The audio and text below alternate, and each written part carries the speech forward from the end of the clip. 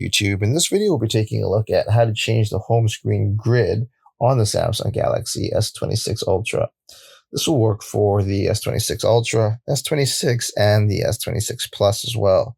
If you like this kind of content or find this kind of content helpful, leave a message down below. Don't forget to subscribe, and thanks for watching.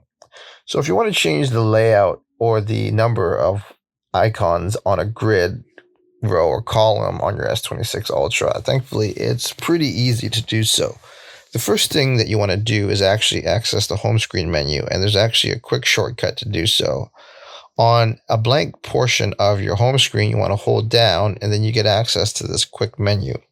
From there, what you want to do is hit Settings, and then from there, what you want to do is scroll down, and you want to look for Home Screen Grid. And then from there, you want to hit Home Screen Grid, and then you can adjust the grid. And there you have it, everyone. Just a quick tip on how to adjust the home screen grid on the Samsung Galaxy S26 series of phones. If you like this kind of content or find this kind of content helpful, leave a message down below. Don't forget to subscribe.